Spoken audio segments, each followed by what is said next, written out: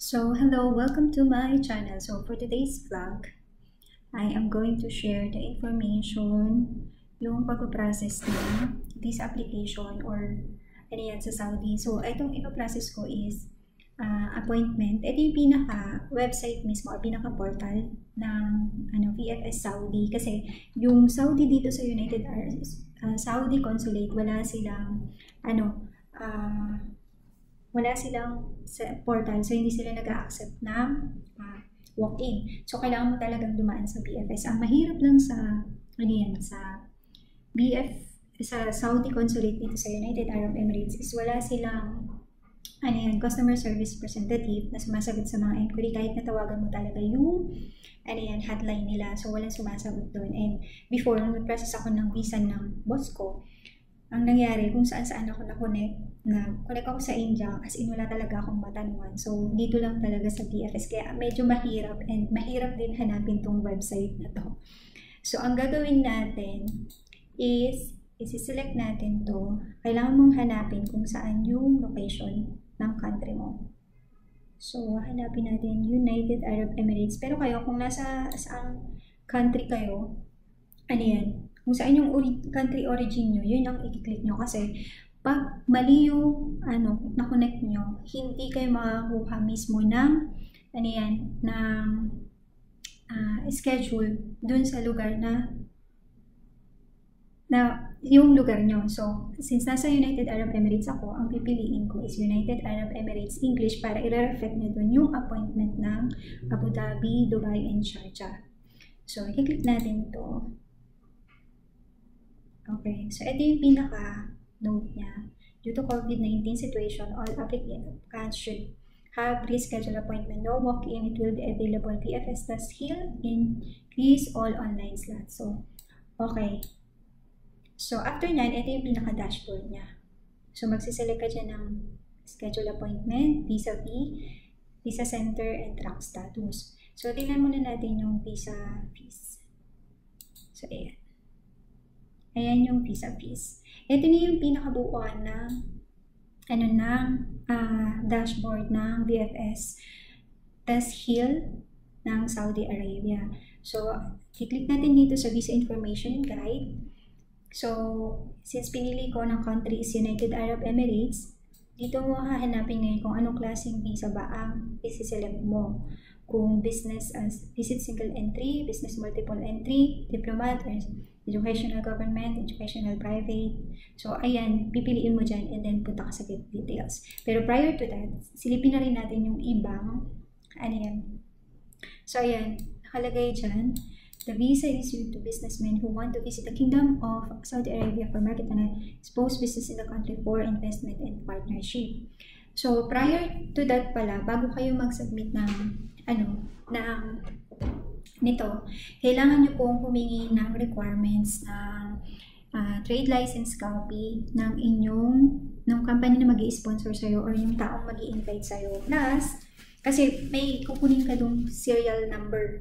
So, yung number ang kukunin mo doon is, wait lang alalahanin ko muna.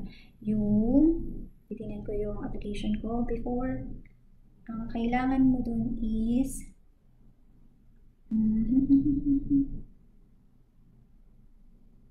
kailangan mong i-provide code number ng yung invitation or pre-approval number and sponsor ID number. So, yun. Yung steps for application, nandito naman siya nakalagay. Ayan. Visit Visa Information Guideline, Refer Documents section. Ayan. Step 2. Ito yung pinaka-guide, Visit Schedule section. So, ayan. Step 3, Submit Visa Application. Kapag meron ka nang nakuha. Biometric, Enrollment, and then track application, collect your passport. So, yan yung pinaka-steps for application ng visa. And then, yung documents required, ito naman yung mga requirements na kailangan i-ready pag pupunta ka na doon. Original passport, passport validity, copy of Emirates ID, photograph, passport, applicants with travel should not have restriction. So, dito sa United Arab Emirates pala, kasi since lahat ng mga government services nire-record ng PCR test, hindi ko lang alam ngayon kung nagbago na siya since lahat naman ng tao na dito, halos lahat ng tao is vaccinated na. So, I'm not sure kung nire-record pa ba nila yung visa ay yung PCR test bago ka makapasok dun. Kasi yung boss ko before, kaya hindi siya nakapasok sa loob mismo ng VFS kasi wala siyang dalang PCR test. So, we expect na, so kailangan mo talaga siya. Then, visa fee. So, ayan. Dito mo pipiliin sa area ka ba. United Arab. Nationality, so Iraqi. So, since Iraqi yung kasama ko, multiple. So, ayan. Tingnan natin yung get details. So, ayan.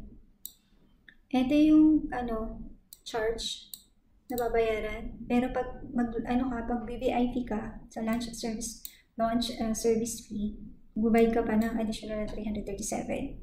So, may libreng pagkain na yan doon habang nag-aantay ka ng queue mo. And, bukod pa dyan, itong 309, mas mahal pa to kapag pang VIP yung pinili mo. So, ito hindi ko na to alam. Dyan?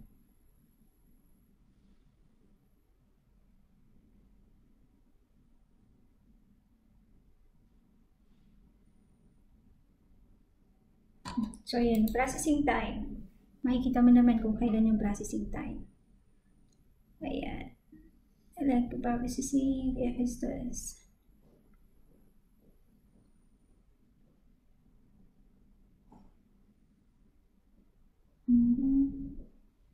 So, ayan.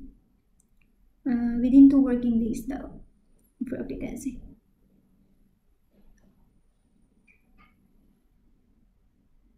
Working days. Passport collection in person. So, ayan yung instruction kung paano nyo kukuha yung passport.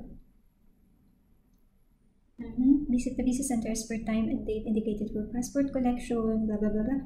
Representative, courier. Pwede rin nyo siyang pa-courier siya. The applicants, so, ayan yung instruction, tapos yung download form.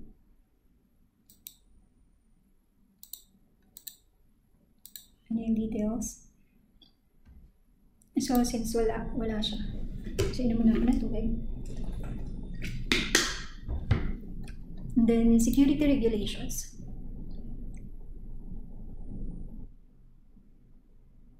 So, ayan. All battery operated.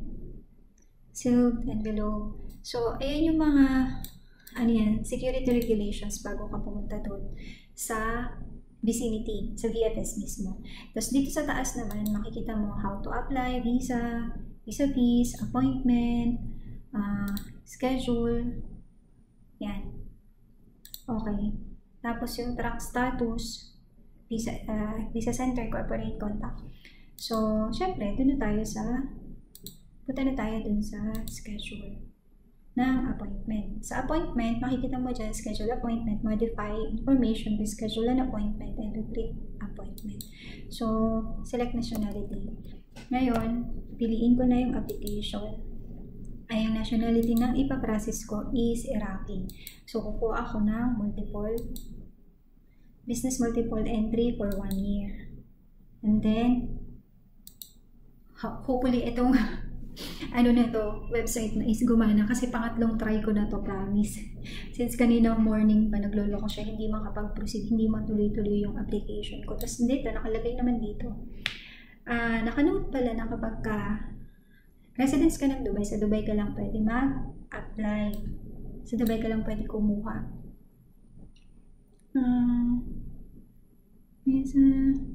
Tingnan natin ang disclaimer nila.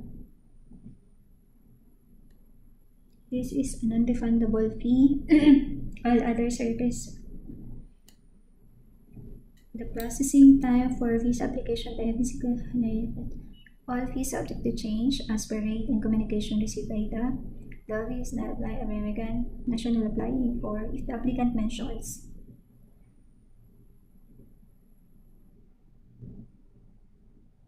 insurance, the money against insurance policy. Ayan. Okay, click natin to. Agree. So actually, pwede naman, may mga country na pwede silang mag-apply e-visa. Like, GCC country. Kaya lang, like, yung mga Pilipino, kailangan nilang mag-submit ng Iraq, Jordanian, iba-ibang country. Pero, merong listahan doon na pwede, yung mga country na pwede silang mag-apply through electronic.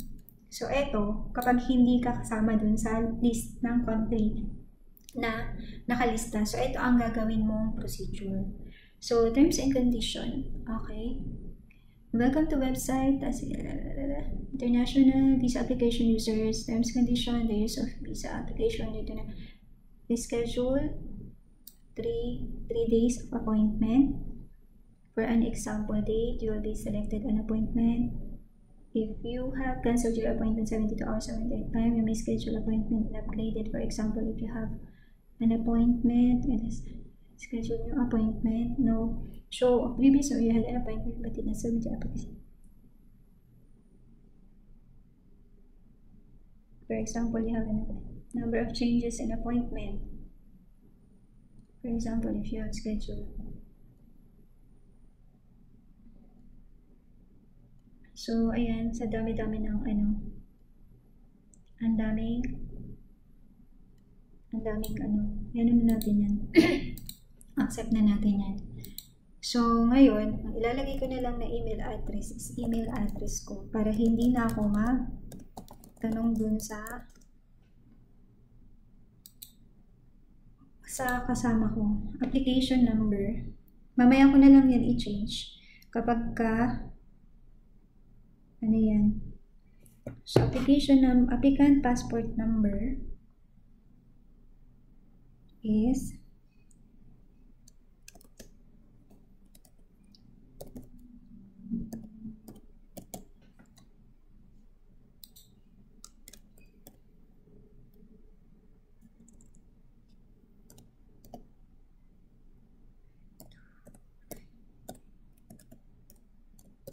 so ngayon, ilalagay ko muna pansamantala yung contact number ko kasi yung ayoko na ma-store kasi isi-send nung portal yung link niyan or code number sa cellphone. Kapag nilagay ko yung cellphone number ng kasama ko, dun isi-send. So since nagpo-process ako ngayon, cellphone number ko na lang gagamitin ko. So palm trace daw. Mga ganito dito ba? Nakakainis. So let's verify. Continue. Sana makapag-process na ako. Kanina pa ako morning dito. Tingnan mo. Ayan yung nagiging problema.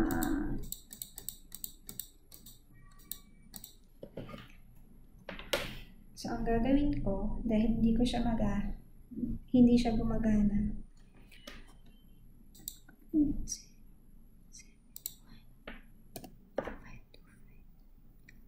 Kasi mali yung mobile number ko. Okay? Ayan daw. So, nasisend na yun sa cellphone ko. So, ayan. Na-receive ko na siya. Wait lang. Na-receive ko na nga ba? Ayan. So, nakuha ko na yung number. Yung appointment number. Tapos, i-verify ko na.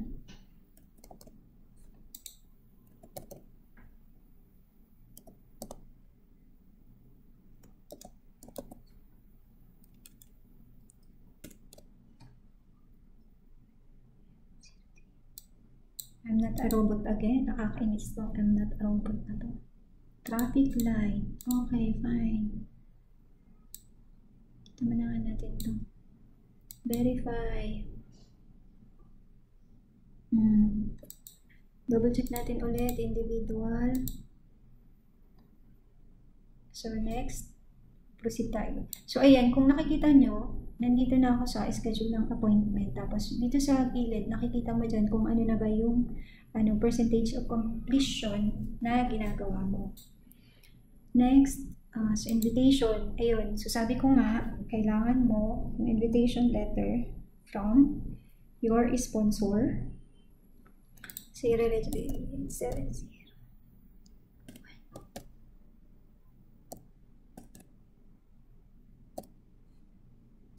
So, medyo maingat pag nagpa-process ng visa application kasi may bayad to.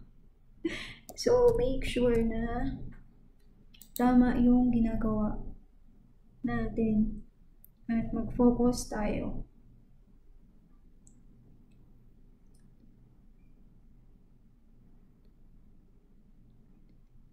And then next, so, ito yung field na i-fill out na natin. Yung first name, second name, father name, gender. Yung may mga asterisk yan, yung mga kailangan talaga.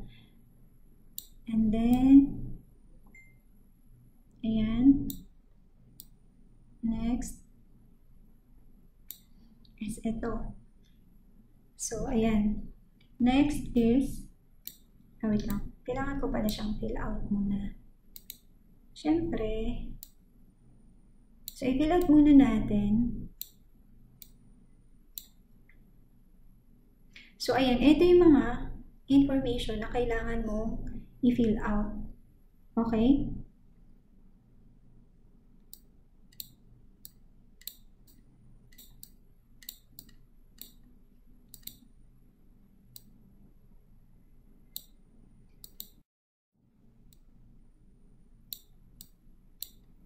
Tapos, ayan. Ayan yung mga requirements. Next is yung address. Next is yung passport information. So, dito, nakikita natin ako 20% na tayo. So, kailangan kong gawin is i-fill out ko na siya and then saka natin i-next. So, since na-fill out ko na siya, kahit na Arabic siya, hindi ko na nilagay na yes. Kasi hindi naman ako marunong mag-type ng Arabic. So, ayoko nang tumawag sa kasama ko. Kasi gusto ko na umuwi. So, next. Next na natin siya. Sana gumana siya. Yun! So, sa normal fee, ang gagawin natin,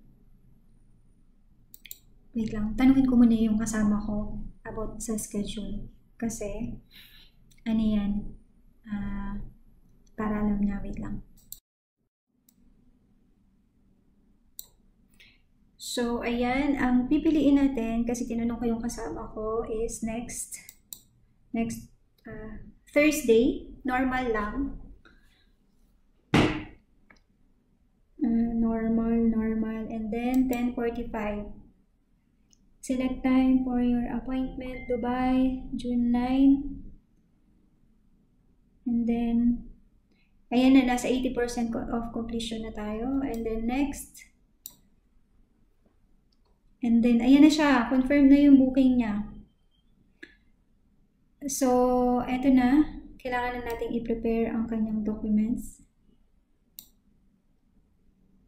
So, your appointment has been created successfully. So, marireceive ko to sa email ko kasi yung email address ko yung register ko kasi ayoko nang abalahin siya.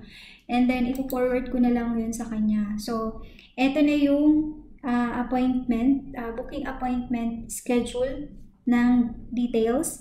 Ito yung, ano yan, bali ipiprint to, tapos ito yung isasabay dun sa documents.